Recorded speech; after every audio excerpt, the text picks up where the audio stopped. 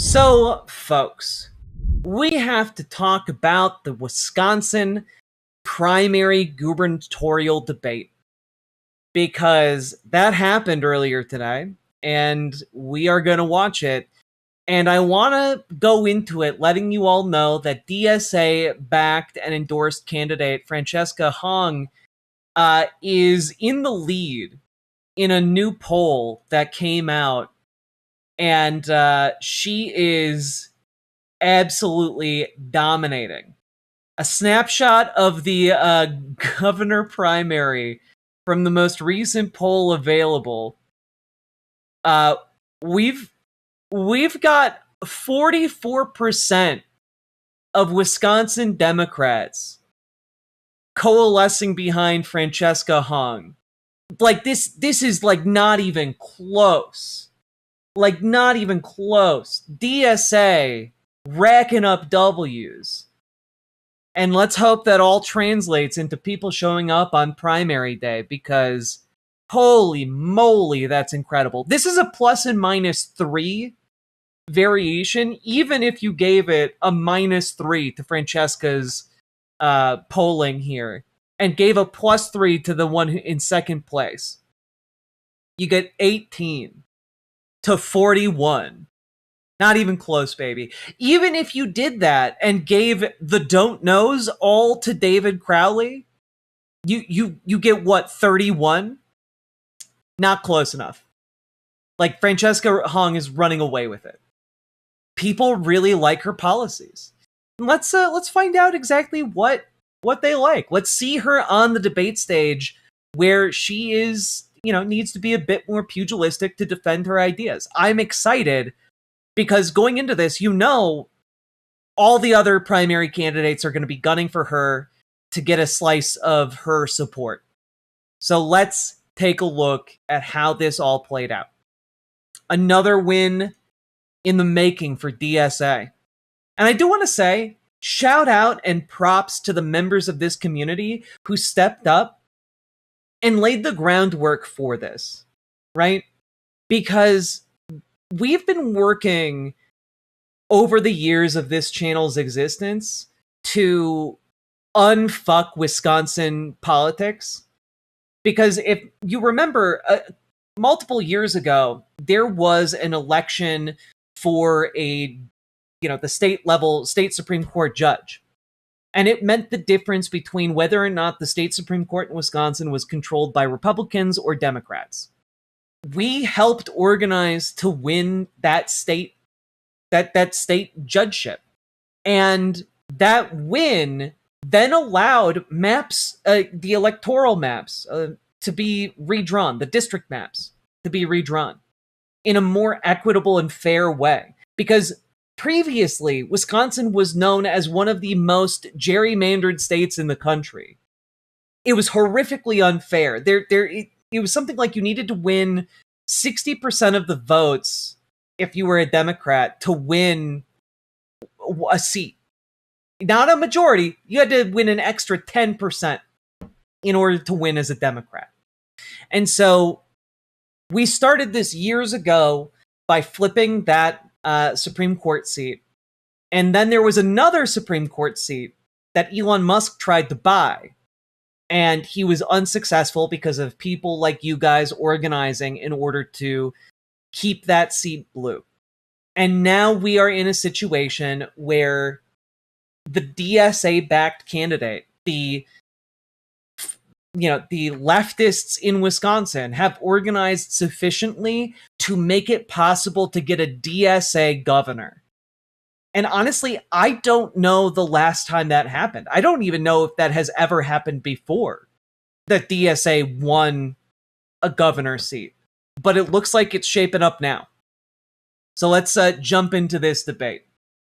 We want to just kind of... All right. Rodriguez just dropped out. 5 candidates remain in a fractured Democrat field, just days from the primary to decide who will take on likely Republican nominee Tom Tiffany. Tonight, their first and only televised debate. At a critical juncture in Wisconsin history, former Lieutenant Governor Mandela Barnes. We've been all across Wisconsin taking the fight directly to Tom Tiffany. former Tony Evers cabinet member Joel Brennan. I am in this race, and I'm committed to continuing in this race because Wisconsin values are at risk.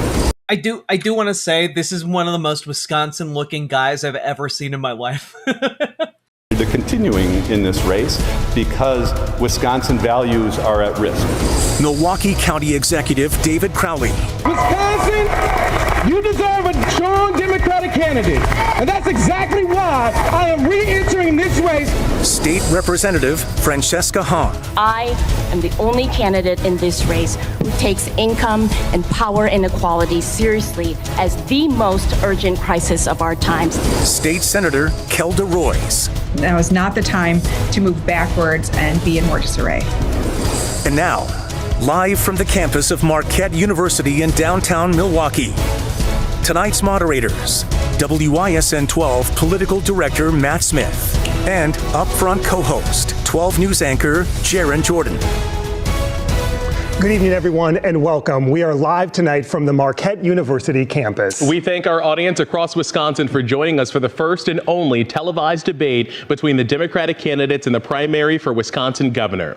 Mandela Barnes, Joel Brennan, David Crowley, Francesca Hong, and Kelda Roys, we thank you all for being here with us tonight. The top vote getter in the August primary will take on the likely Republican nominee, Tom Tiffany, in November. With Tony Evers not seeking re-election, it is the first wide-open race for governor since 2010. Also, Tony Evers has been holding the goddamn line. I think he holds the record for some of the most vetoes certainly in Wisconsin history. He might have the most vetoes in any U.S. state in American history. Don't quote me on that one, but he's because Wisconsin's political status has essentially been Democratic governor, Republican-controlled legislature. Because again, the maps were previously extraordinarily skewed towards Republicans, and it's taking time to elect Democrats as those elections come up in Wisconsin. And as the political situation becomes unfucked in Wisconsin, having a DSA-backed governor is going to matter so much to the legislation that gets passed in Wisconsin. I'm actually, for the first time ever, hopeful about the future of Wisconsin politics in a way that I've never been before. It's exciting. First tonight, a few ground rules. This is a debate, but we'll be having a conversation. We'll be discussing some of the key issues facing Wisconsin. Candidates are asked to state their positions, stay on topic, and to be concise. The candidates may speak to each other, but we will manage the time on any given topic and move the conversation along if necessary. At the end, each candidate will make a brief closing statement. It is fair to say that this race has been chaotic over the last few weeks, so let's get right to it. Mr. Crowley, 3 weeks ago, you dropped out of this race saying you couldn't see a path to victory. 11 days ago, the primary upended when Sarah Rodriguez dropped out, and you made the... Yeah, Sarah Rodriguez was previously the main contender for Francesca Hong. Her dropout essentially clinches it for Francesca Hong, but it is interesting to see Crowley enter the race again. Unprecedented move of re-entering the race with an immediate endorsement from Governor Tony Evers. Since then, you have been linked to a social media account that includes offensive posts. You've said you didn't write any of those, and some have accused you of being the latest prop for the Democratic establishment. So, are you, and why should voters now trust your judgment and ability to win? Well, first and foremost, thank you for having us. But I was never born into the establishment. I was actually born into struggle. I grew up in the 53206 zip code where I had to work extremely hard for everything that I have. And so I'm not here to protect the establishment. I'm here to deliver real results for Wisconsinites all over our state. And I like to make decisions based off of the data, based off of facts. And we learned ever since that day that a lot of things have changed and we were going off of false data. And so we know that the stakes are too high this upcoming election. And that's why I got back into this race. And I'm honored to not only have the endorsement of Governor Tony Evers, but labor unions and leaders all across this state who believe in my leadership. And I'm looking forward to delivering for all of Wisconsin. Ms. Hong, you are the Democratic Socialist who is leading in all of the polls, yet some Democrats are attempting to stop you from winning, fearful that you cannot beat Republican Tom Tiffany. Just this weekend, the co-chair of the Democratic Socialist of America, which you are a member, reaffirmed the DSA's position of abolishing the Senate, prisons, and replacing the presidency and the Supreme Court as we know it. Do you fully back the DSA platform, and why should primary voters trust your judgment and your ability to win statewide? Well, first, thank you so much to the team at WISN. Also, just real quick. To win statewide. Power move to show up in a green suit. Power move. She's the only one who really pops on that stage. I know this lady showed up in a white suit, but white isn't gonna cut it here. She nailed the fashion of the debate. Dapper as hell. Best suit on the stage. Let's go. Well, first, thank you so much to the team at WISN and Marquette University for hosting this important debate. I do not support the full platform of the national DSA, and I'm not endorsed by DSA National. What democratic socialism is a form of government that puts working class people first, that puts work first. The policies that we have been working on, permanent affordability, has broad bipartisan support in every corner of the state. Well, things like fully funding our public schools, ensuring that we are doing right by our kids and cutting property taxes. That mic is doing her so dirty right now. It's infuriating. And I do have to say, I do think it's a savvy move for her to essentially say, DSA National and Wisconsin DSA, very different entities. Because that's true. It also allows her to basically say, DSA National has nothing to do with this election. This election is for the American people here in Wisconsin. Taxing the ultra wealthy and mega corporations, ensuring that we can invest in free childcare and that everyone has access to affordable housing. Oh, and I don't think she's distancing from DSA. She's endorsed by Wisconsin DSA. She's not endorsed by national DSA. And I think that is a meaningful distinction. And we are the only campaign to support a moratorium on AI data centers, and we have found broad bipartisan support. I am looking forward to helping the Democrats become the big tent party that they've aimed to be for many years. Mr. Barnes, you were once seen as the clear frontrunner in this race. You previously lost a statewide election for U.S. Senate when the field cleared for you. In fact, last year, the Milwaukee Courier said, "We need a candidate who can unite this state and win." Mandela Barnes already showed us he can't. And Governor Tony Evers recently endorsed David Crowley over you. So why should primary voters now trust you that you can win statewide this time? Well, thanks so much for the question, and thanks so much for having me. There's not a single person on this stage who's united all shades of blue of the Democratic Party as I have before. Now, that race in 2022, it was the closest U.S. Senate race in the state in over 100 years. It was the closest challenge to any incumbent across the entire country. No incumbent lost statewide. Now, while D.C. insiders like Chuck Schumer didn't see the race as winnable, Republican billionaires certainly did. They spent over $50 million to defeat me, and I only lost by 1 point, 26,000 votes. Now, I can tell you, having been the only person on this stage who's actually won statewide in 2018, when we kicked Scott Walker out of office for good, that race was also decided by 1 point. Now, I've been on both sides of the coin, and you learn a whole lot more. I do have to say, Mandela Barnes, for my money, would be like a good second to Francesca Hong, but I gotta go with my girl. When you lose. When you win, you think you did everything right. But when you come up that short, you have a whole lot of time to think about the things that went wrong. You learn about the devastating impact of big money in politics. You also learn about how low Republicans can get. And I can tell you, right now, we have the resources and we have the support to get it done. And on the terms... Exactly, Petra Karoma. I love that the decentralized nature of DSA means that it's incredibly, incredibly difficult to buy it off in the same way that Democratic politicians have been. You know, it is incredibly hard, and it's one of the reasons billionaires despise DSA and DSA candidates. Of Governor Evers, I have zero interest in upholding the status quo. I have zero interest in being the establishment candidate. That is the difference right here on the stage, because I am pushing the envelope to make sure that we are as bold as we can possibly be in the Donald Trump era, because that's what people have been calling for Democrats to be all along, and we have not truly met the moment. Thank you.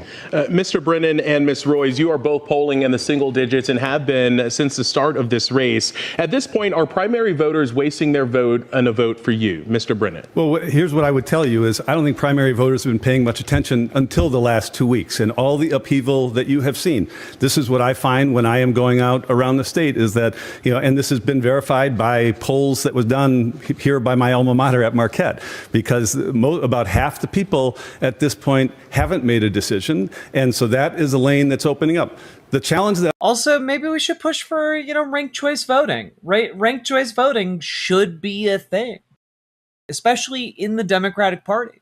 Like, if the Democratic Party wants to run primaries, they should be ranked choice, I think.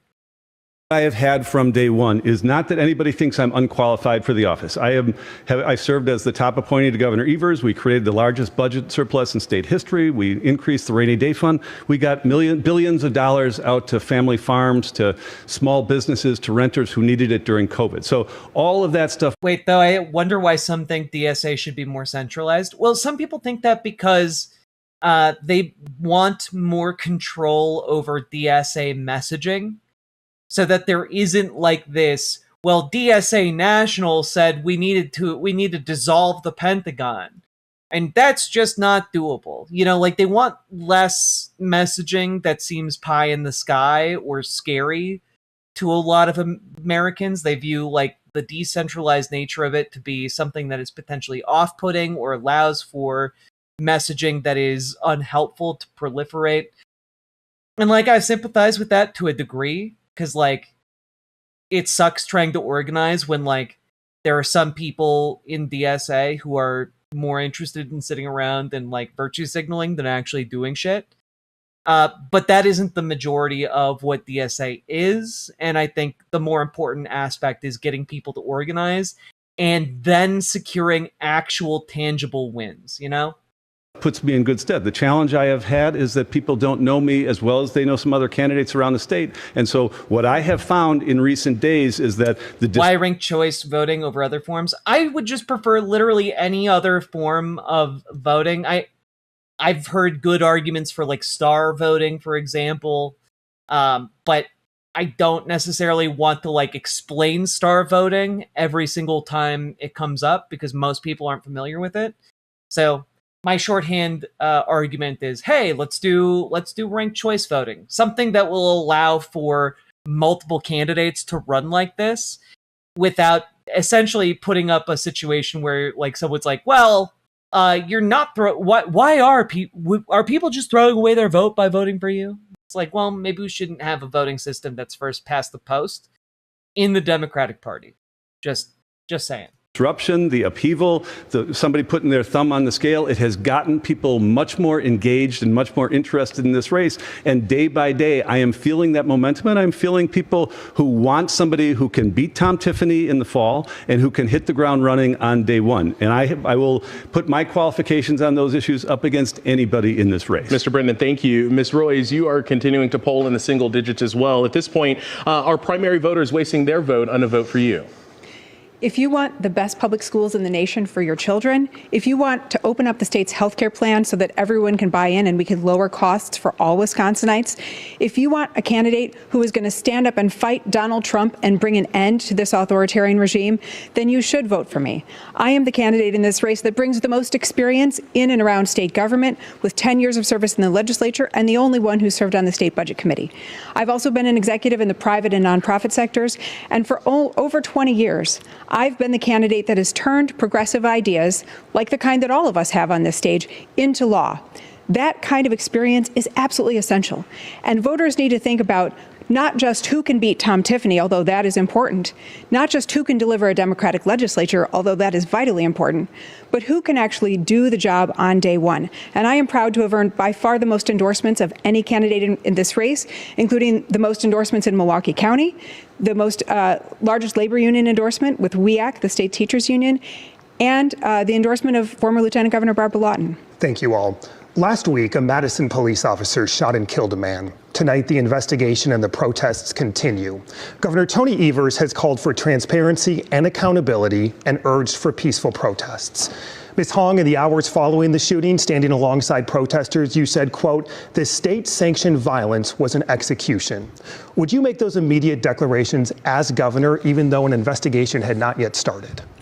You know, the governor has the largest microphone in the state, and there comes deep responsibility with that. But what we saw in videos and what I had talked to folks who had witnessed that, I think what we saw, it was clearly the type of violence where no one's life should have been taken. My thoughts are with Corey Ruiz and his family, and I hope that the accountability and transparency that both the Governor Evers and I have called for, the independent investigation, the investment in body cameras. We want local governments to be able to invest in public safety, to be serious about public safety, and I plan to be a partner in that. You have also called to defund and abolish police.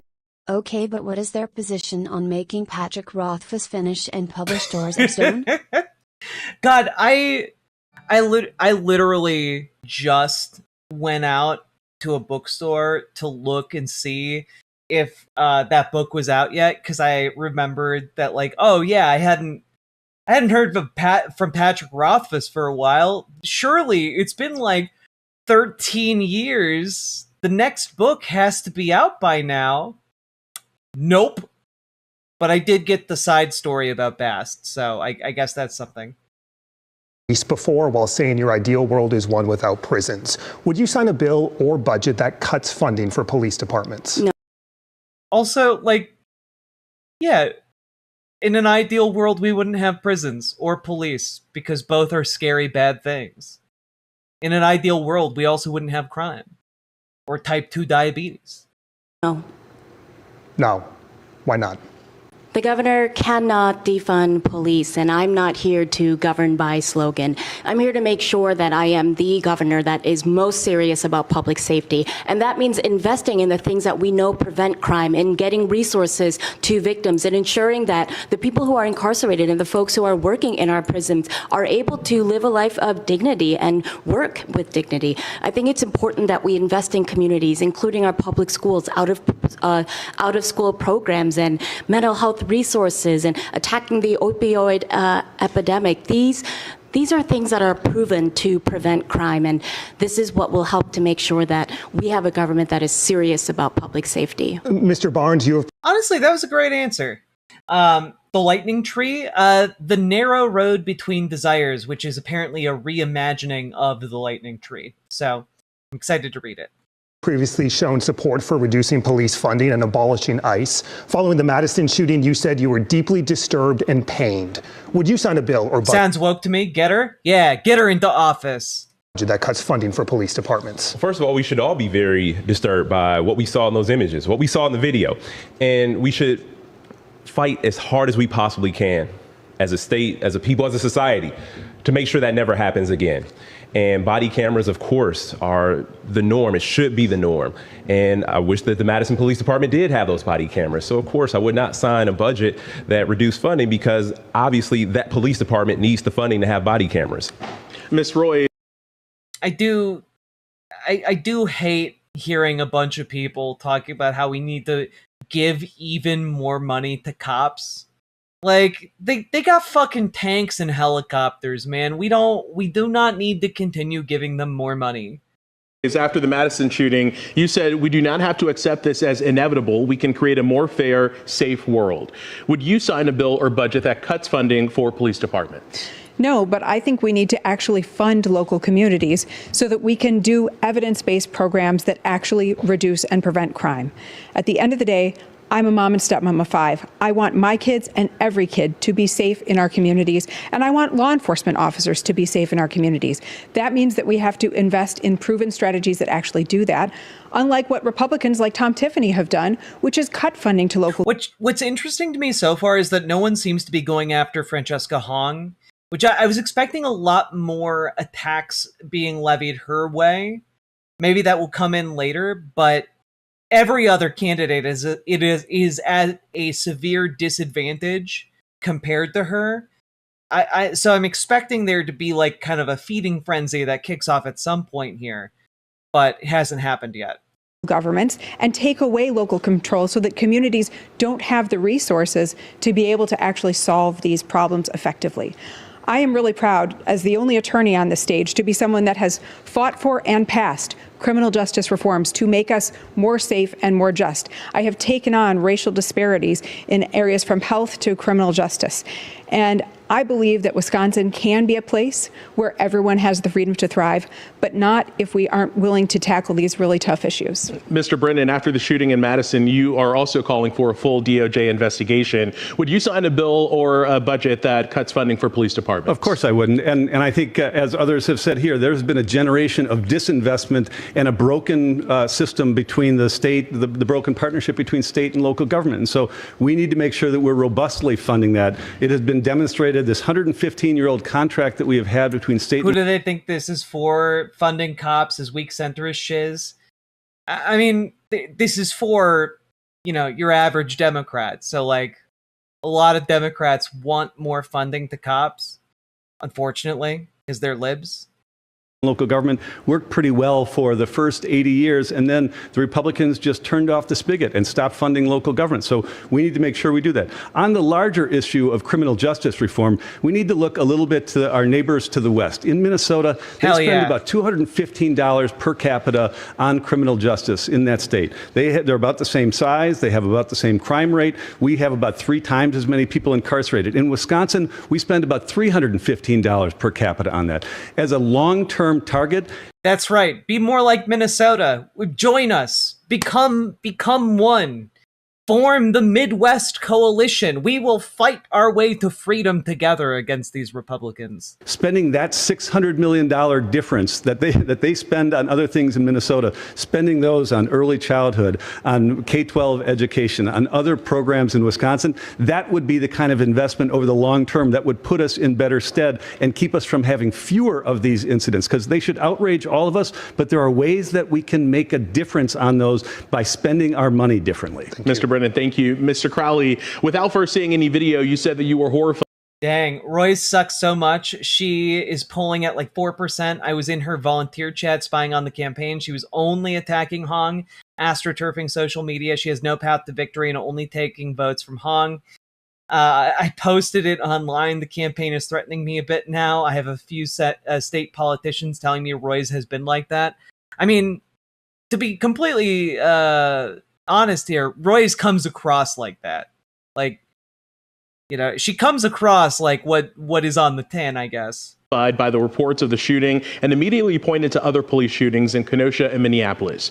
Did you rush to judgment with your comments, and would you sign a bill or budget that cuts funding for police departments? No, I did not rush to judgment with my comments. My thoughts and prayers are not just with Corey and his family and friends, but with the entire Madison community and everybody who's been affected and re-traumatized by this. Again, we have seen these types of incidents happening here locally with Jacob Blake, as well as George Floyd in Minnesota. And so it's extremely important that we have transparency.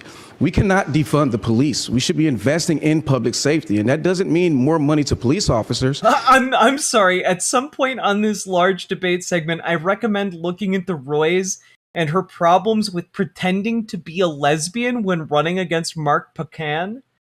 This is the first I heard that she's pretending to be a lesbian. Holy shit. That's like investing in systems like the community violence interruption. Milwaukee County, we have been a leader in actually helping to reduce violent crime here in Milwaukee County, working directly hand in hand with not just police departments, but also community organizations. And so we have to focus on not just investing upstream, but making sure we wrap around services around families so that they don't have to go down the road of criminality in the first place. I'm sorry. U.S. Representative Mark Pecan sidestepped questions Monday about whether he thinks fellow Democrat Kelda Royce, a candidate for governor, is honest and authentic, saying she probably regrets a comment she made 7 years ago, wrongly implying that she was gay. Pecan, who is gay, defeated Royce. What? Wisconsin Republican Party has accused Royce of pretending to be gay on a website, attacking her and other Democrats running for governor. It was a bad political calculation she made, Pecan said of her comments at the rally. She made several during the campaign. I'm sure she's had 6 years to think about those things and probably regrets having done that. What comments is he talking about? This article is from 2018. Like, what? Madison police. I'm sorry. Wait. She made reference during her parade remarks about her marriage several years earlier to Dan Reed, her current husband, wed in Iowa at a time when same-sex marriage was legal there, but not in Wisconsin. According to numerous parade attendees, Royce punctuated her speech by telling a story about how she and her partner had fled Wisconsin to marry in Iowa. This puzzled many of the 500 in attendance, the column continued, as Roy's partner is in fact a man, a fact she never referenced during her speech. The column quotes Katie Belanger, then executive director of the Fair Wisconsin LGBT rights group, as saying Royce was clearly trying to represent herself as a member of the LGBT community.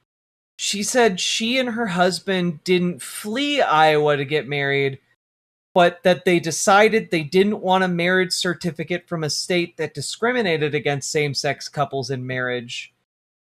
This is a weird rabbit hole for sure. Currently do not have police body cameras. There was apparently a big kerfuffle about her calling her husband her partner, which I don't find to be an issue whatsoever.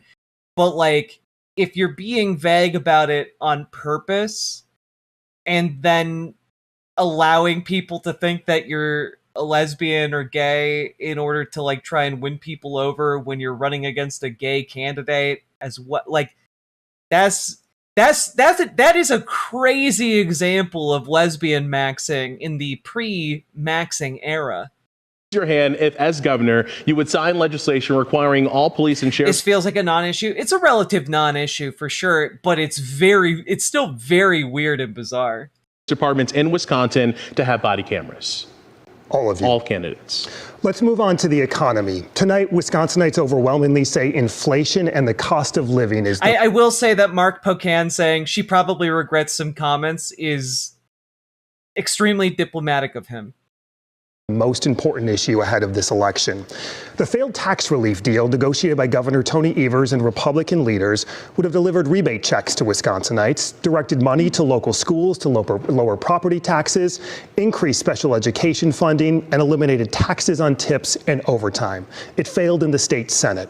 I'd like you to raise your hand if, as governor, you would have signed that deal into law if it passed. If it passed? If it passed, would you have signed it into law? 1, Mr. Crowley. Ms. Royce, you were one of the 15 Democratic senators who helped kill the deal. Why? Because at the end of the day, my job is to be a responsible steward of taxpayer dollars. And this would have created a $2.9 billion deficit down the road, which our schools and our healthcare system and our local governments cannot afford. It also would have spent the surplus before it had even materialized. Look at what is happening with the economy.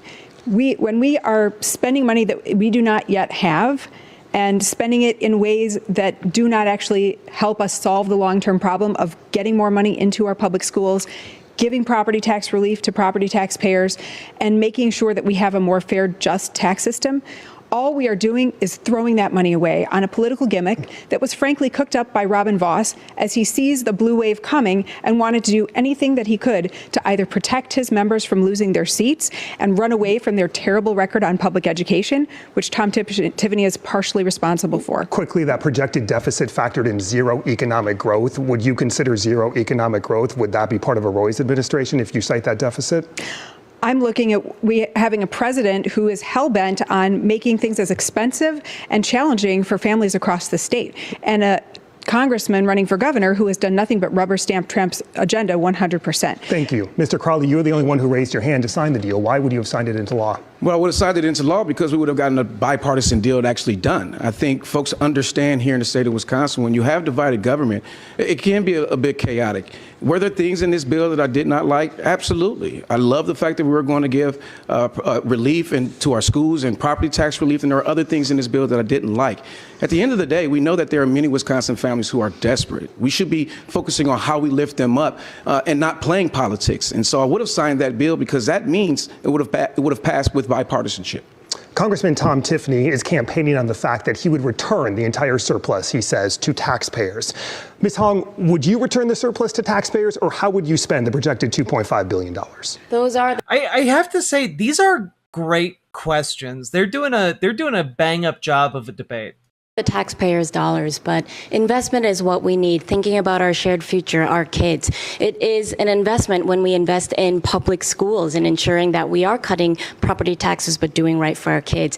Our campaign is about permanent affordability and putting all of those surplus dollars back into taxpayers' money. I think that it would be irresponsible. And the reason why that surplus deal was so problematic is that those who are on fixed income would not have received that check. Folks who are lower income would have received less. I think it's important to think about some of the working class families across our state that deserve real relief, durable relief, and that deal was not it. We should mention you. I really like her. I think she's a bit nervous on stage, but like with time, she's gonna develop these skills. And like, I think she's coming across very passionate for working class people. Did vote against that in the assembly. Quickly, what would you spend the surplus on? She does look like she's auditioning for Doctor Who. Complimentary. Public education and healthcare. Mr. Brennan, would you return it to the taxpayers, or would you spend it, and how would you spend it? Well, I think Tom Tiffany and the Republicans have already shown their hands about how they'd return it to the taxpayers. There are three sections in the studio audience here tonight. If the poor people were, and the people on fixed income and Social Security were sitting over here, they would get nothing. The rest of us who are doing okay would get the $300 and $600. And by the way, if you want a stimulating effect, by when is the primary? August 11th. Putting money into the economy, you put it in the hands of people who are going to spend it. And so that was part of the deal. The thing that I would have exercised in all of this is caution, because we live in a Trump economy. I put together, as the Secretary of Administration, 2 budgets for Governor Evers, and we need to make sure that we are doing everything possible to be cautious in this time of Trump. The way that I would spend it, one, it would be cautious, but the first thing that I would spend, the first $100 million, which is Michigan on August 3rd? I think so. We'll do in January, we'll go into child care and early childhood education. It is a system that is broken. $1 billion of productivity sits on the sidelines every year, especially from women, mainly from women who can't find affordable, accessible, or high quality child care. It is a K-12 and workforce issue. That's the first place I'd spend $100 million. Then I would restart the Knowles Nelson Stewardship Fund with another $100 million. Like, those are the types of things that we can do. That's bipartisan effort. Those are bipartisan things that have been successful. The Knowles Nelson Stewardship Fund, 90% of us live within a mile of a project that's been enhanced by that over the last 40 years. It's as bipartisan as it gets, and it now, as of July 1, doesn't exist anymore. Those are the types of things that we should be investing in. Thank you. Mr. Barnes, would you send it back to taxpayers or spend it, and how would you spend it? Well, let's first talk about how we got here. Yeah, I haven't seen the Michigan debate yet, but I'm planning on covering it tomorrow. I don't get the whole boogeyman taxes. Taxes across the board should be up, but benefits for middle and working class Americans should be way up. 100%. 100%. The main reason people are angry about taxes is because they don't see a benefit from paying more in taxes. Like, a lot of people just feel the effect of getting screwed, and then they see wealthy people getting wealthier, and nothing better is actually being done for their community. And like, that's a tough pill to swallow. It makes people hate taxes. It makes people hate doing their civic duty. And 100%, taxes should be higher on the wealthiest people in society, and, people across the board should pay more in taxes, just generally. But the benefits should be obvious to everyone involved, especially to working class people. 100%. And Sake Tanuki, thank you for the 5 tier 1 subs. Very much appreciated. Now, the reason there is a surplus is because Republicans in the legislature have failed the people of Wisconsin. Our school districts are going to referendum every single year just to keep the lights on. And we also see gaps in healthcare because we are one of 10 states that has yet to expand our Medicaid program under the Affordable Care Act. We are in a world of trouble, and Robin Vos has never been a good negotiating partner. So no, I certainly wouldn't have signed the deal, but the way we give more money back to people, the way we actually return money to folks, is by taxing the wealthy, taxing the billionaires, taxing these corporations that have been getting over on us, making money hand over fist while communities continue to starve for resources. This is how we can most effectively return money back to folks. And on the issue of affordability, the best way we can close the affordability gap is to put more money in the pockets of hardworking people. Our minimum wage is still $7.25. Costs have gone up, wages have not. But returning that money to the people, that means making the right investments in public education, making the investments in healthcare, taxing the wealthy, and implementing a working class tax cut for folks who work hard every single day and don't get the benefits that corporations get. So quickly, what are you doing with the surplus? Well, with the surplus, like I said, it's just reinvesting back into education. And also now, and also because of Trump's big ugly bill, there's going to be some stresses when it comes to expanding Badger Care, which I still support. It is the right thing to do for us. So many folks are staring down medical debt, medical bankruptcy. We're going to move on. Put money into healthcare. We're going to move on to taxes. We did bring up taxes, so let's move on to taxes. You all, in some degree, have used phrases like making the wealthy pay their fair share and discussed raising taxes on the rich to fund your priorities. Wisconsin already has the second highest top income tax rate in the Midwest at 7.65%. So we want to know what all of you define as rich. So, Mr. Barnes, under your plan, what is the specific income level where taxes would go up, and what percentage would that top tax bracket pay? Yeah, so I think that incomes over $1 million should be taxed a little bit higher, even if it's temporary. The fact is we are in a real crisis right now, and our necessities have not been seeing the resources, have not been seeing the funding. Again, there's no reason these school districts should be going to referendum every single year just to fund basic services. And if we increase that tax rate by less than 1%, 0.9%, 0.8%, we do a great deal to be able to provide much more funding to our school district. As a progressive cisgender male, this channel's chat is the most comfortable place I've found on YouTube. Well done, Riverboat Jack. Way to curate your community. Bravo. Thank you. And also, thank you to the mods who keep, a decent control on, the riffraff coming in from just generalized YouTube. Mods doing excellent work. Appreciate each and every one of you. And also help close the share revenue. Is that what you're proposing, 0.8 or 0.9%? Well, I'm saying this is all, I'm happy to negotiate. This is what we need to negotiate, but this is the arena where I'm in right now. Ms. Hong, the income level that you would raise taxes and how much? Those who are making the $1,000,001, I think that the billion as well, to increase that to 0.9%. It is incredibly disappointing that some of our lowest income earners are paying a higher tax rate than some of our highest income earners. We need to return to a progressive income tax rate. It is how we build sustainable revenue and ensure that we're able to actually increase our tax base across the state as more working class people are going to be attracted to coming to Wisconsin to live, work, and play here. I think that the legislation that I introduced that would tax the billionaire and add a millionaire tax bracket would lower property taxes by up to 44%, and we could put that funding into special education funding, which we have neglected to actually honor the budget amount, and we must bring that back up to 90% reimbursement. And the percentage? I also just want to say, one, I respect the decision to go with flat shoes.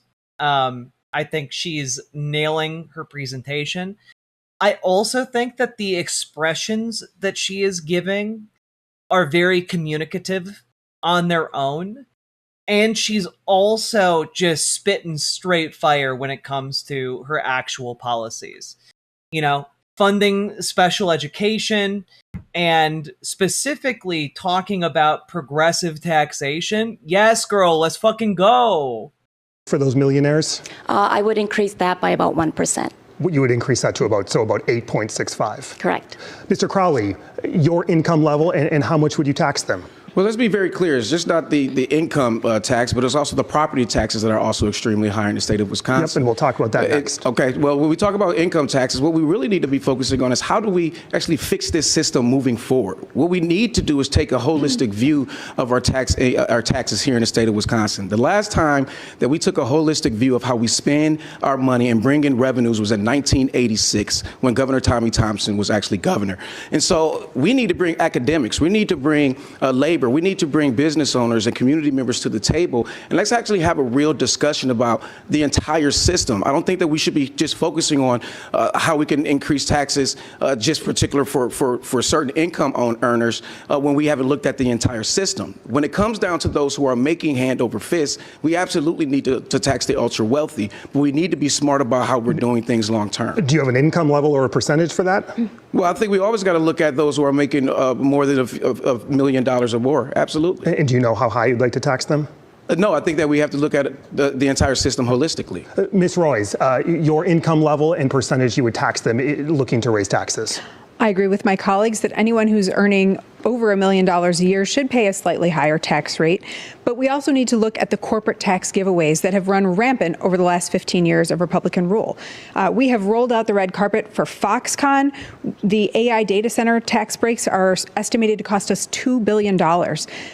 All that at a time. It is refreshing to watch a debate where all of the participants understand tax brackets and are relying on their audience to also understand tax brackets, which is not the case in Republican races or in the general election. It's in fact the opposite. It's just refreshing for the debaters to be assuming competence on the part of people watching. When we are spending $0 on early childhood education, when our public schools have been starved of resources, jacking up people's property taxes just to help our kids keep teachers in the classroom. So as a small business owner, it offends me that the largest businesses in the state are not only not paying their fair share of taxes, but they're often getting public resources. These are going to big polluters, big corporations, out-of-state corporations. They're not tied to job creation, and we need to not just tax the wealthy, but make sure that big corporations pay their fair share too. Do you have a specific percentage in mind? I think it's concurrent with what my colleagues have talked about. Mr. Brennan. You're going to find that I have general agreement that people making over $1 million should pay a little bit more, and we could talk about what that is. But I also think that there are other things, the manufacturing and agricultural tax credit, which is generally not paid to farmers and which has continued to increase to the tune of about $400 million. I would like to continue, we're talking about raising taxes on the rich. One of the real successes of Tony Evers is making sure that we have had middle class tax cuts and ensuring that we can continue to do that. Now, the other thing about this, however, is that, I like to win, and we are losing right now to Ohio, we're losing to Michigan, we're losing to Minnesota when it comes to economic development. And so if we're truly going to get to the Wisconsin that we need, if we're going to increase our population, if we're going to increase what we're getting out of our government, it's going to come from economic growth. And I think we need to make sure that we are aggressive in those things. You don't need to tell me about Foxconn. I spent the first year of the Evers administration trying to figure out how do we get out of that $3 million obligation. Ultimately, we brought that down to $80 million, and we were able to invest and treat them like virtually every other company, and then be able to invest in Main Street businesses. So this is not just about how do we raise revenue, it's how do we raise revenue by taxes. Yeah, it is interesting, Petra Karoma. I thought this was going to be a lot more a tax on Hong, but they are being incredibly respectful and actually just engaging directly with the questions they're being asked, which is very interesting. I like it. This is my ideal kind of debate where candidates are just talking about their policies.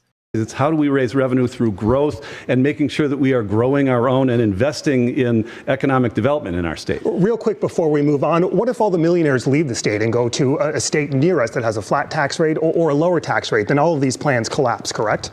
I think that's why that's why this needs to be a holistic strategy. There's a whole bunch of ways in which people don't trust government and don't trust Democrats, and we better be in a position where we can demonstrate to them that when we're spending these things, they're also getting some benefit on it. So if all we're talking about is raising taxes, and if this is all going to be about how do we make sure that we are doing that to people, penalizing, if it's just going to be penalties, then we are going to start to lose. We need to make sure we're growing with everybody. Ms. Hong, do they leave the state?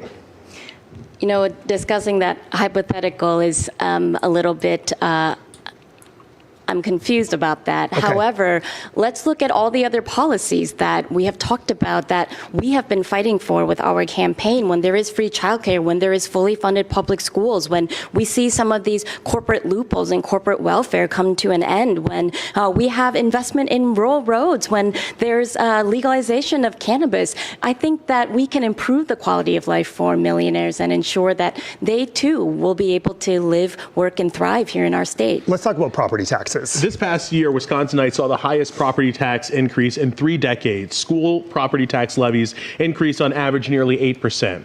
Raise your hand if you as governor would commit to an across-the-board property tax decrease. All candidates agreeing to a across-the-board property tax decrease. We'll start with you, Mr. Barnes. How would you make that happen? Well, first of all, we have to get school funding off of the property tax rolls. That's the biggest thing. The reason we have seen these historic property tax increases is, again, because communities all across the state of Wisconsin have voted to raise their own property taxes just to keep the doors open. It is a very irresponsible way to fund education, to fund our future, to prioritize our children. When I talked about Robin Vos not being a good negotiating partner, when I talked about the priorities in Wisconsin missing the mark, this is how we end up with a surplus, because our schools don't have the funding and the resources that they need. So what we need to immediately do is get to the state's constitutional commitment of 2/3 funding. We have to make sure our schools are fully funded. When our schools are fully funded, that burden doesn't fall on the property tax rolls. And then gradually over time, we'll be able to decrease property taxes. We are there right now at 2/3 roughly? We are not. We're not there yet. We are not there yet. We're not there yet. Mr. Brennan, how do you make an across-the-board property tax decrease happen? It was mentioned. I gotta say, Mandela Barnes comes across as somebody who is incredibly competent, but as he talks, the policies that he's putting out there are limp, to say the least. A little bit by Mandela, but this spring, when we all celebrated Chris Taylor's win, that same night, 72 school districts went to referendum, 60 of them for operations. Yeah, he's all lived up. It's not a good look. Just to keep the lights on, not to build a new middle school, not to build a new science classroom. That is as big a condemnation as we can get in Wisconsin. And so I would immediately scrap that funding formula, which is under lawsuit right now, but it's probably going to take 3 years for that to work its way through the courts. Our kids don't have 3 more years to wait. I would create a child-centric formula where every kid has value regardless of where you live. You add on for special needs. You add on for urban rural poverty. You add on for English language learners. Like, that's how most other states have done this. And if you do that and you recommit to that 2/3 from the state, immediately that brings down property taxes for people, and it gives kids and teachers and parents what they need in the classroom. This is where we have failed. The school funding formula has been around since 1993. Yeah. It didn't work then, and it doesn't work now. So that's the first thing that we've got to do that would meet the needs of kids, but stop pitting property taxpayers against kids. Ms. Hong, how do you bring property taxes? I mean, I do, as that guy talks more, I do like his ideas a bit more. Like, I don't think he's got a shot of winning, but like, you know, for a guy who's polling at 1%, he's talking pretty all right. Down across the board. As I mentioned, that we have already introduced legislation that would add a tax to the millionaire and increase the millionaire tax bracket as well as a billionaire tax. Hell this yeah. would help us fund special education while lowering property taxes by up to 44%. It is essential. Holy shit. I missed that part if she mentioned that earlier. Like, honestly, what's brilliant about her proposal here is, pit property owners against the millionaires and billionaires. Like do that. Oh, hey, sweet. If we pass this legislation that makes millionaires and billionaires pay slightly more in taxes, we can lower property taxes by 44%. Okay. Every property owner in the state of Wisconsin aligns themselves against the millionaires and billionaires. That's good. That's just savvy politics right there. that we return to 2/3 funding and make sure that we are bringing a responsible end to the voucher program. This is a program that currently the state is spending over $1.2 billion. And I think that it is not just public school funding that is raising property taxes. Robin Vos and the Republican-led legislature has been decreasing shared revenue, and it is a deep inadequate funding for our local governments. And they too have had to go to referenda, and many are increasing property taxes. So increasing the levy. It's actually my favorite shade of green, so I'm a little bit biased about her suit, but she's pulling it off, and giving our local governments the ability to raise more revenue. I think that this is how we're going to make sure that communities can invest in the things and the programs that they absolutely deserve. And we're going to get to education and vouchers here. To raise everybody's blood pressure and get people into smaller, more European fuel-efficient cars, how about taxing petrol/gas like EU countries do? Well, we do tax gas. That's what funds our roadways, generally speaking. And two, the main problem is, unlike in Europe, where most people have options to get to work, like public transit and trains and all that jazz, in America, people don't really have an option. So, what winds up happening is, you either drive or you just have to move. And especially if you live outside of the cities, there's literally no public transit. That's the difficulty there when it comes to taxing gas. Mostly, we would be able to transition to more taxes on gas if we had the infrastructure to support public transit. And I really, really wish we had that. But we need to bring back goddamn trains first, and that's a whole $1 trillion infrastructure project right there. In just a second, Ms. Royso, I do want to ask about property taxes. How do you bring property taxes down across the board?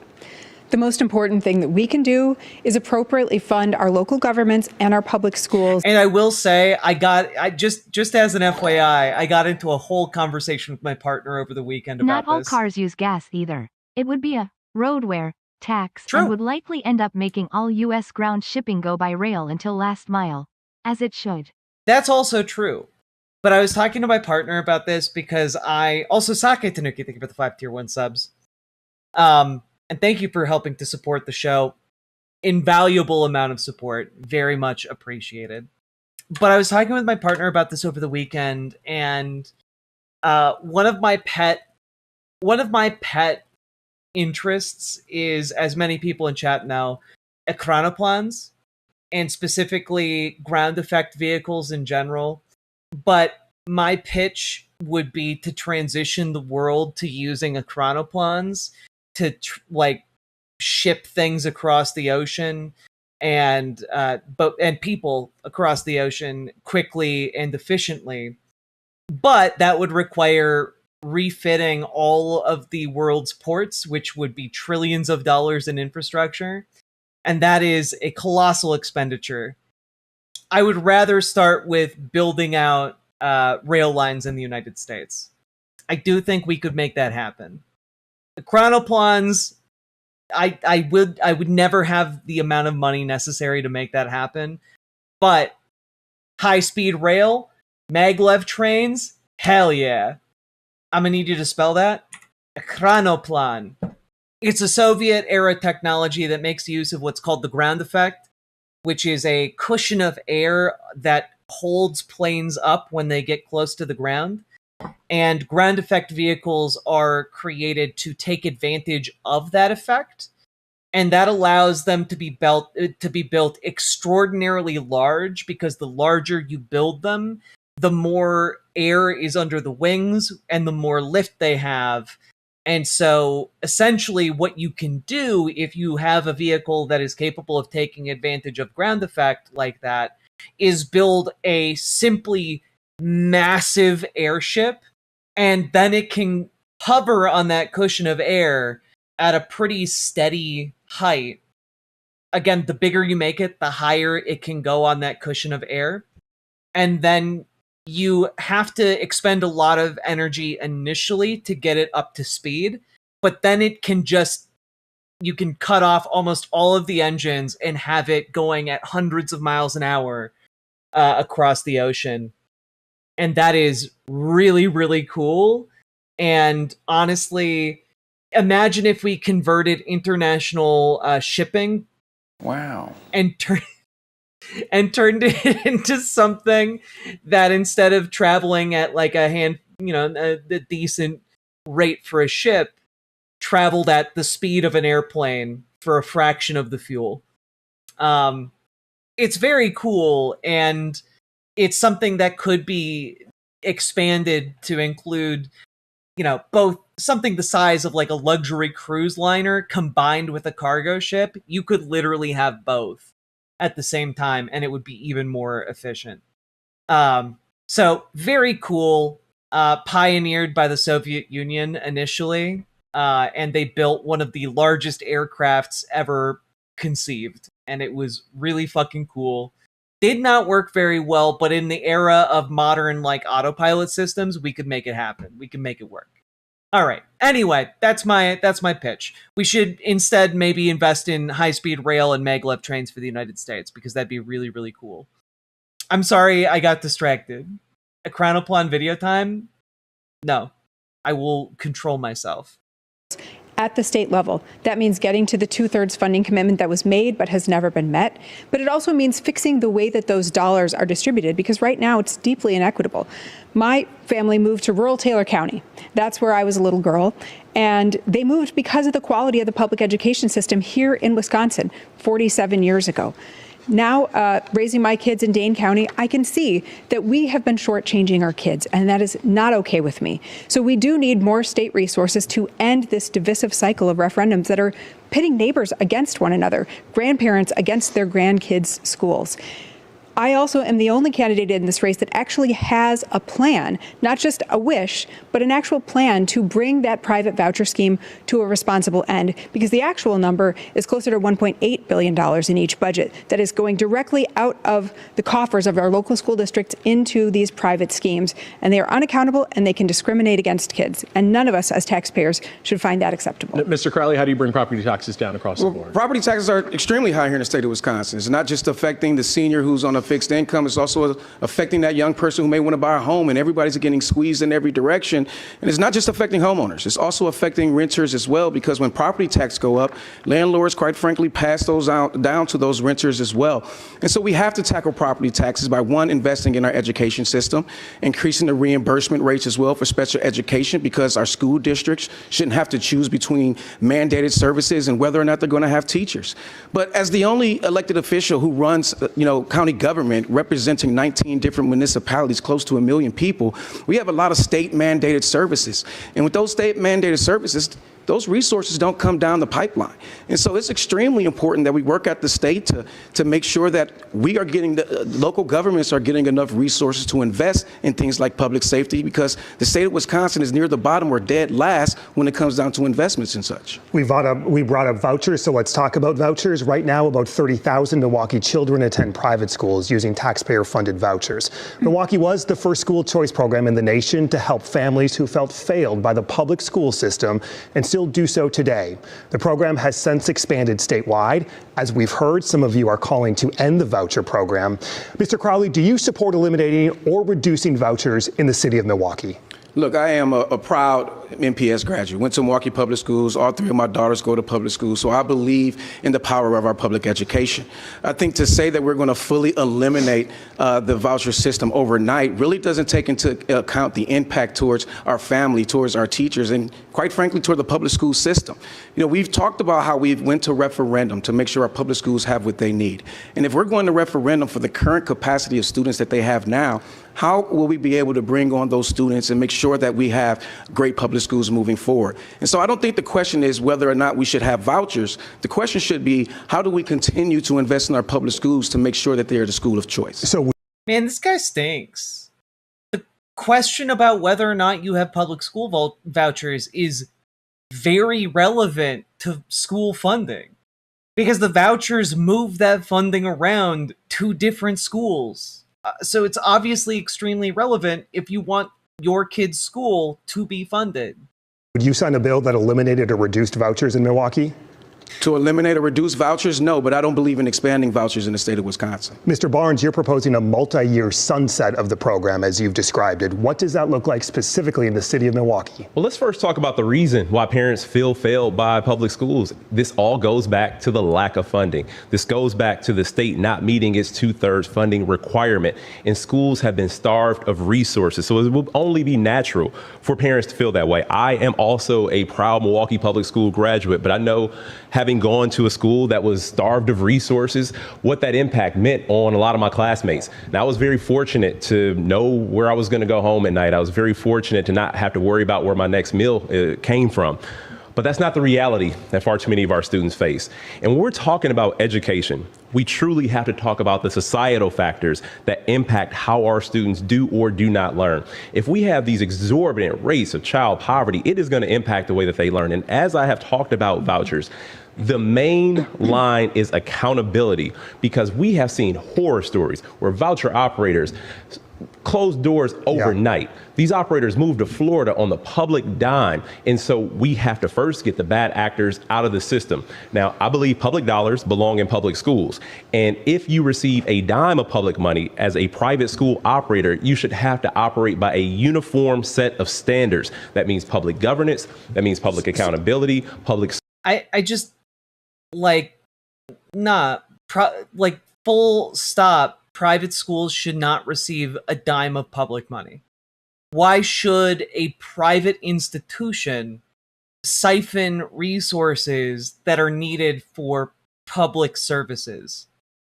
That does not make a lick of sense. Scrutiny, and if you cannot meet those standards, you should be taken out of the system. And I can tell you. But do vouchers go down, or are they eliminated in the city of Milwaukee? Well, I think that the income caps being lifted is a travesty, because that is what makes it a scheme. This no longer becomes a program for lower income parents to put their children in private schools. So there could be less vouchers in Milwaukee. It becomes a handout, and we can no longer, there's no justification for expansion of vouchers or lifting the caps if we have not fully funded our public schools. So yes, I would sign a bill that reduced them, because we have seen so much chaos with this system. We have seen, and look, a lot of students, and this is not an overnight thing by any means, but we do have to get serious about the delivery of education, specifically here in Milwaukee, but we also have to get serious about the societal issues that continue to plague our systems. We always have the conversation about education, but never about poverty. Thank you, Mr. Barnes. Ms. Royce, at what point in your plan do vouchers go away for tens of millions of children in Milwaukee, tens of thousands of children in Milwaukee? No student in Milwaukee or Racine who is currently enrolled in a voucher program and is happy there will be displaced, and they will be allowed to continue their education until they graduate, as will their siblings. However, all programs that take public money need to be subject to the same rules and regulations that public schools are. Right now, you can do corporal punishment in a voucher school. You don't have to have licensed teachers that undergo background checks. You can discriminate against teachers and against students, including cherry-picking students and saying, no, we don't want a student with a disability. I think that's totally unacceptable as a taxpayer and certainly as a parent. But also, you could simply pass laws to make those actions illegal and still not give them a dime of public money. Every single child deserves a high-quality public education. And what we have with the statewide expansion is essentially a program that has subsidized the private choices of wealthy parents. The vast majority of students in the statewide expansion were already in private school at their parents' expense before taxpayers started picking up the tab.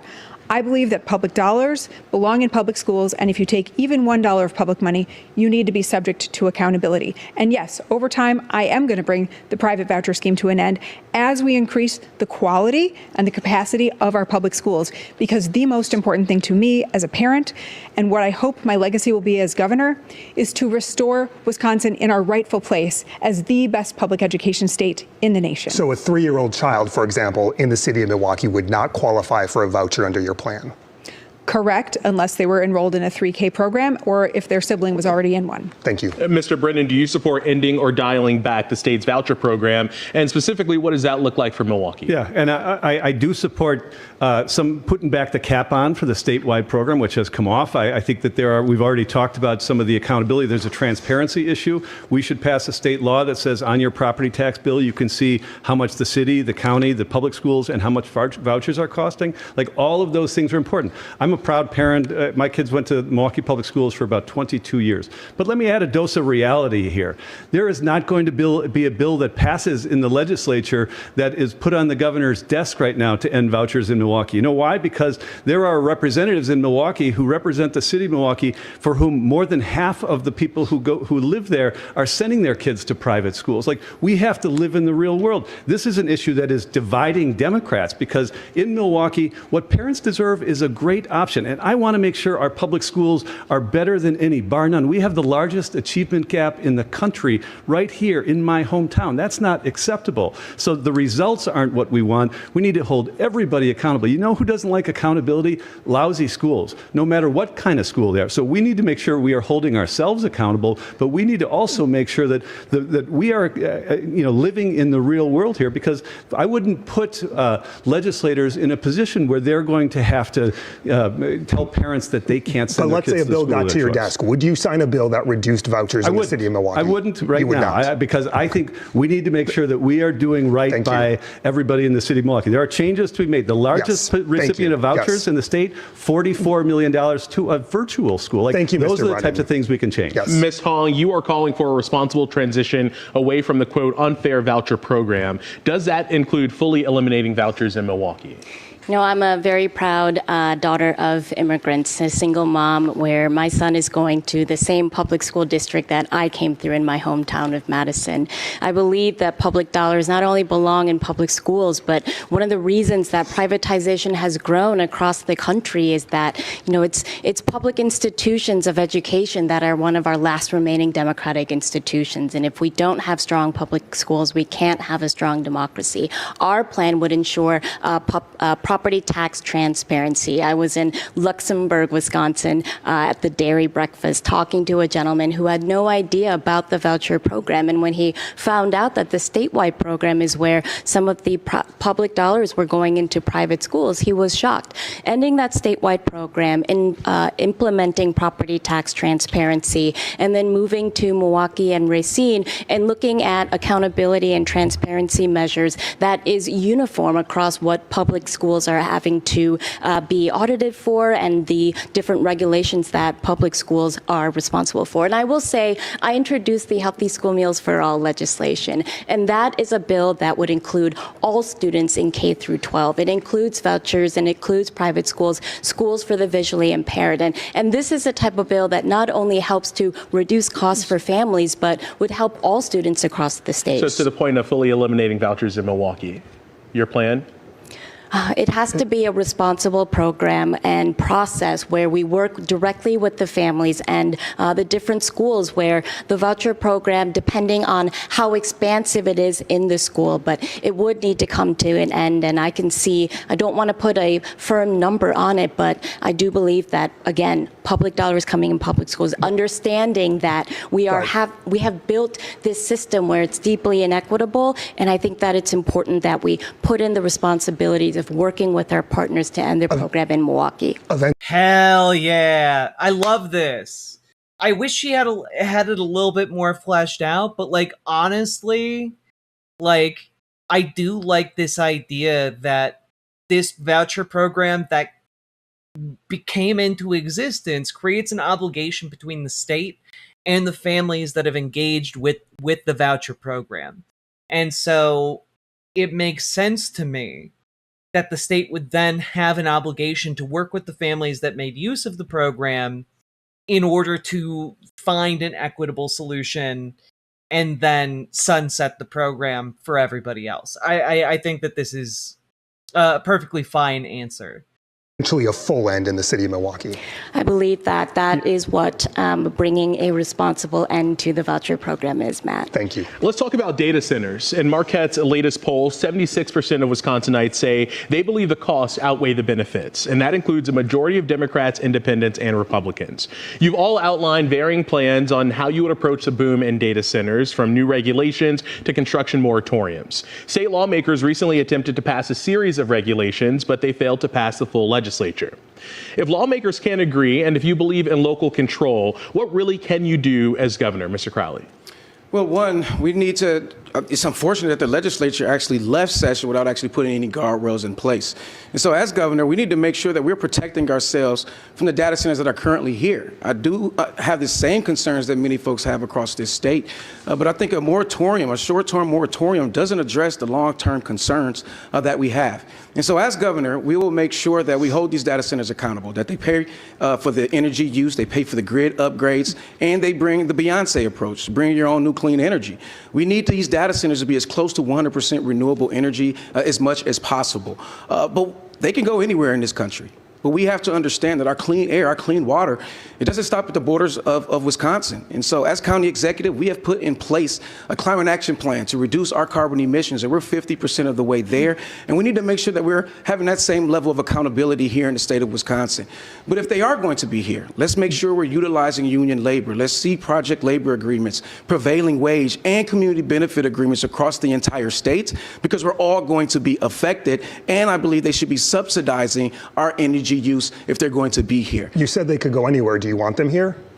I couldn't hear you. You said they could go anywhere. Do you want them here in Wisconsin? Well, we need to make sure that we have a framework in place to protect ourselves moving forward, because right now we don't have anything right now with what's already. There's literally no benefit to allowing these things to exist in Wisconsin. There's no benefit to the people of Wisconsin for data centers to be there. Like, what are you talking about, dog? Ready here. Ms. Hong, if lawmakers, they can't agree on any regulations, if you believe in local control, what can you really do as governor? You know, I introduced the legislation that puts a moratorium on the construction of new AI data centers, and I would call a special session into play so that the legislature can take up that legislation or the other Democratic legislation. Yes, he did say the Beyonce approach. And that had been introduced by my colleagues, and yet Robin Voss ended session early. I think it's important that we have enforceable regulation, that we bring union workers to the table, that this is very similar to what I believe could be seen as more collective bargaining, to make sure that we're protecting union jobs, and that, you know, the natural resources, we're letting some of the big tech companies know that they are not for sale. And until we fully fund the Department of Natural Resources and we have the actual regulations to hold polluters accountable that we are including in the Public Service Commission. Like, genuinely, like, AI data centers do not create, like, tons of jobs. They take up a bunch of space. They're extremely resource intensive. They're big development projects, but once they're built, like, they aren't big drivers or job creators. They aren't employing entire towns. Like, they are just kind of a blight. Yeah, like, you would genuinely be better off building, like, a strip mall and, like, subsidizing the strip mall leases so that they could be, like, made available to local business startups. That would genuinely be more jobs created and more economic activity being created. You know, different types of phases where we have stricter legislation and clear definitions of how data centers can actually move forward. This moratorium is necessary so that we can responsibly and put in enforcement mechanisms to protect communities. And seeing local governments already put moratoriums into play, we want people to have local control, but we also want to make sure that there are the guardrails, the legal resources, and that if data centers are going to come here in our state, that they pay their own way and actually pay up front. And I think it's important to say. Yeah, Karen L, vertical chat, calm down because it's super late at night. And also, I didn't chud bait as much in the title of today's show. And also, frankly, I'm dressed more queer, which generally, you know, sometimes brings them in, but I have to look like a soft target, and I don't really look like that today. That, the data centers that currently exist in our state, there is a sales tax exemption with over $2.1 billion that could go back into infrastructure for clean, renewable energy, Hong, green union jobs. Thank you. Mr. Brennan, if lawmakers can't agree and you believe in local control, what can you do to address the boom of data centers? 3 words to start with: get new lawmakers. That's why the stakes are so important this year. That's why we need a nominee who's going to win down ballot and make sure we can have a majority in the state assembly and the state senate. Once we do that, what people think about when they think about data centers is they are angry. They're angry because government has failed them. The state got into the data center game and they put no guardrails on. And, I have not called for a moratorium, but I have said that I would put a pause on the construction of new data centers, not for a year, but in the first 100 days, we can do 4 things. We can make sure that nobody watching tonight pays for the construction, the operation, the transmission, the ultimate retirement of these. Make sure that there are real teeth in the environmental regulations, making sure that they're having to do renewables, make sure that there are Wisconsin union workers who are building these if they happen here. And number 4, make sure that there are never going to be the non-disclosure agreements that are the reason why people don't trust government, why they're so angry about these things. If we can demonstrate in that first 100 days, and there's good legislation that's gone through 12 drafts, and Democrats and Republicans both, and stakeholders have had involvement in that. If we can do that in the first 100 days, it's not going to make everybody happy, but it's going to set the bar and take away that uncertainty and take away another reason why people distrust government and why they're so angry. That's, I think, what governing is. Mr. Barnes. So as the governor, the response has to be bigger than buzzwords. Now, I do think that there should be no new data center construction without those guardrails in place. If a community rejects a data center proposal, then there should be no new data center constructed. And with the guardrails, with the framework that protects our natural resources, that makes sure that water quality, air quality is protected, that also makes sure that people's utility rates aren't increasing. If that framework is in place, it also needs to be retroactively applied to existing data centers. And we also have to have a renewable energy mandate to make sure that they are contributing energy back to the grid. And I want us all to, caution, especially, because I do, again, no new data center construction without those guardrails in place. But even as the representative mentioned, in urban Milwaukee, it was reported that a full data center moratorium may face legal repercussions. Those were the words of the representatives, not mine. And it is important for us to empower the Department of Natural Resources to make sure that they have the funding to engage in the ongoing quality monitoring of these data centers to ensure that they aren't negatively impacting air or water quality. Mr. Barnes, thank you. Ms. Royce. Something that none of my colleagues have mentioned, even though we are all running for governor, is using executive power against the existing projects that are under construction and were put under construction over the strenuous objections of those communities. We have a Department of Natural Resources that should be protecting our air and our soil and our water. We have a Public Service Commission that needs to be much more aggressive about making sure that the big guys are not asking us to subsidize them.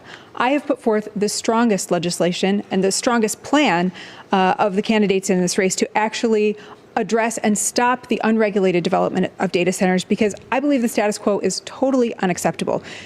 The moratorium bill has very little support and is unlikely to pass, but the strong regulation bill that many of my colleagues have described is poised to pass in January. But I will not stop there. I will also establish a public negotiating team so that any community that decides it would like to engage with a data center has the opportunity to have expert negotiators. I will increase shared revenue so that communities don't feel desperate like they have to. I will also end the subsidies for data centers because they should be paying us and not the other way around. And when a community decides, yes, we've reached agreement, I will charge an upfront fee that they will pay to the state on the order of hundreds of millions of dollars to finance a clean infrastructure public bank. I apologize if I cut you off here. We are kind of running up against time. Everything you've talked about tonight relies on a democratically controlled legislature. Ms. Hong, what happens if there's a divided government or Republicans control the legislature and your governor? I have passed bipartisan legislation, the one where it would require K-12 schools to teach Asian American history. So much of working in government has to do with building strong relationships relationships, and I have done that with Republicans. I am willing to work with anyone at the table who wants to actually deliver for working class families and improve lives and work on policies that are going to be deliverables. And I believe that shared revenue, healthcare, and public education are three areas and some of my top priorities where Republicans have shown some support. And I've talked to them about these issues. And so I believe that even with the split legislature, my focus and my leadership will ensure that we are governing to actually deliver for working class families across the state. Thank you, Mr. She's actually, like, she's so goddamn poised. It's crazy. She's so good at this. And like, what a perfect answer. Yeah, if you want to work with me to deliver for working class families, I'm more than willing to work alongside you. Hell yeah, let's go. Barnes, how do you get anything done with Republicans? Well, I can tell you that's why this race is so important. That's why rejecting this broken system matters so much. That's why rejecting the status quo is so important when people go to cast a ballot. Look, we'll never... Also, it seems like she got her debate jitters out as it went on.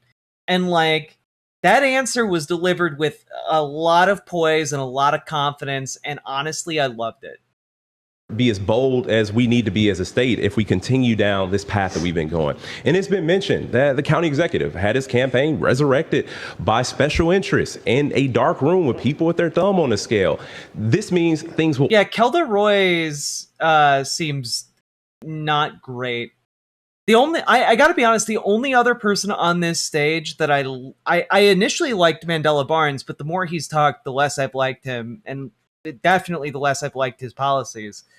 The only other guy I like on this stage always be the same with that sort of leadership. The guy who I described as the personification of Wisconsin itself earlier.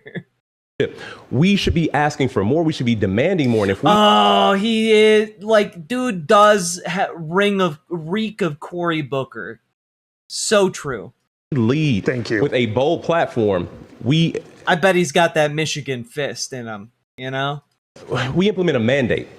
We have a mandate to govern in the interest of people in a way that we have never done before. And that's what this race is about. Thank you, Mr. Crowley. How do you work with Republicans? Get anything done? You know, I served in the state legislature like many of my colleagues here, but none of them have actually run local government. You know, I'm the county executive of the largest community. And when I was elected in 2020, we had to work to get Act 12 passed. And we worked with Democrats and Republicans, and we've done it in Republican-controlled legislatures, and I do believe that we'll get a lot more done. Thank you. Believe it or not, it is now time for closing statements. We did choose randomly with the campaigns present to determine the order. Each candidate will have 30 seconds for a final thought, and we will begin with Mr. Brennan. Thank you very much. Well, you've seen differences amongst us today. We have a common threat. It's losing to Tom Tiffany and Donald Trump. And the stakes have never been higher. We can build 100,000 new homes. We can expand Badger Care. We can stop having property taxpayers pitted against kids in Wisconsin. But we have to win in order to do that. For 25 years, I have been somebody who has solved problems.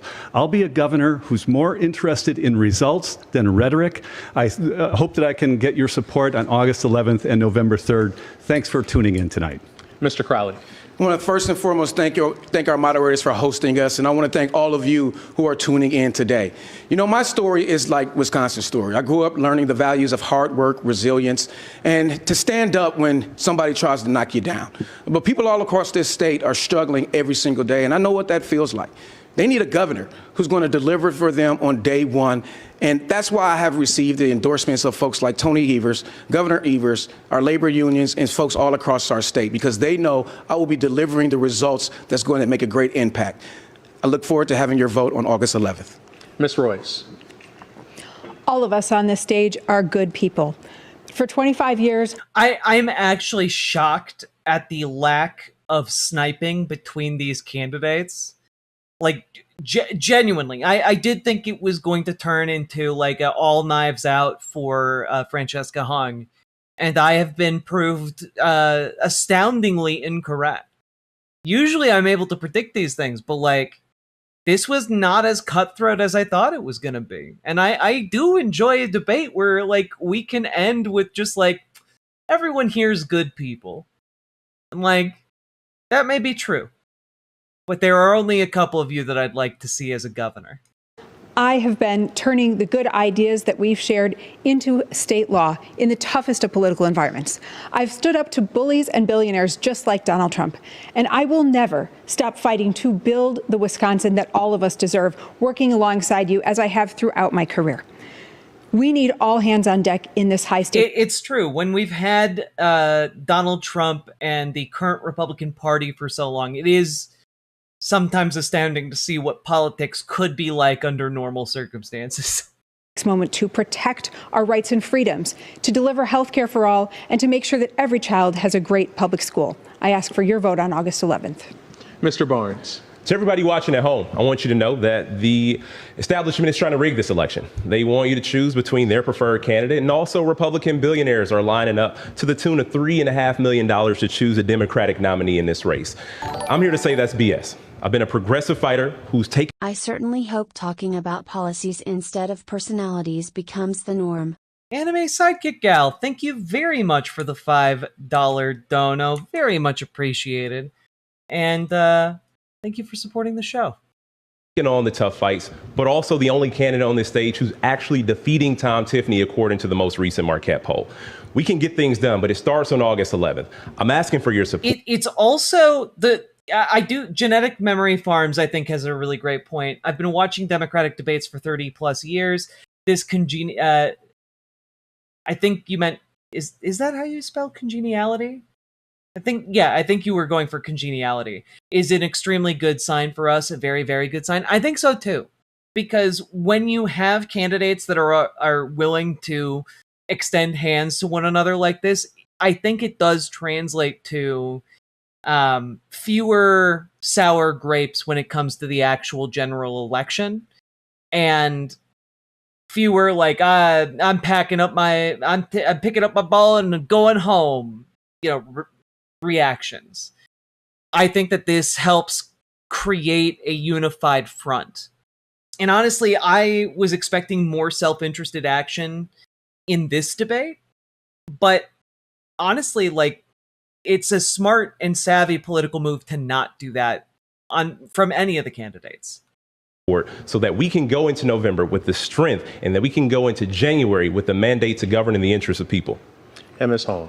Thank you so much to the viewers this evening. I am your fighter, fighting alongside you and fighting for you. And this is a movement moment. Our campaign is one that has built a bipartisan coalition where we have reached voters in every part of the state. Republicans, independents, Democratic Socialists, and Democrats, they have come together and already uniting. We are already beating Tom Tiffany, whether it comes to the number of donors, whether it comes to the number of individual donations. I think it's time for this moment of unity, and I'm the leader to meet that moment. That was quick. God damn, the confidence level on her, and the fact that she opened with, "I'm your fighter." I think that is so goddamn important. Especially, we talked earlier tonight that in the 2028 polling, what people are looking for is somebody who's willing to fight for them, who is willing to fight for good things to happen for them, and not just an absence of bad things.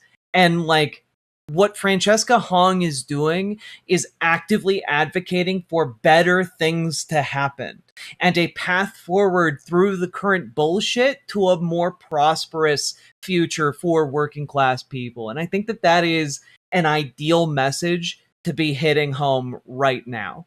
So I think she played this perfectly, just about as perfectly as a debate performance can get. And we did it. We made it. Our sincere thank you to the candidates this evening for being here tonight, and thank you to everyone watching at home. If you missed any part of tonight's debate, it will be available on the 12 News app, YouTube. That was great. That was genuinely really refreshing. I get so morose some nights after I finish talking about politics, after I wrap up, I just kind of have to stare at a blank wall for a while. But that genuinely pumped me up a little bit. That put some pep in my step. I feel hopeful. It's a nice way to wrap things up, I think. And to be honest, I hadn't seen a whole lot of Francesca Hong prior to this. I'd seen her in a couple of interviews, and I was feeling kind of this is the person I've been hearing a lot of buzz about, but I get it now. I get it, having seen her ideas compared and contrasted against her fellow primary candidates.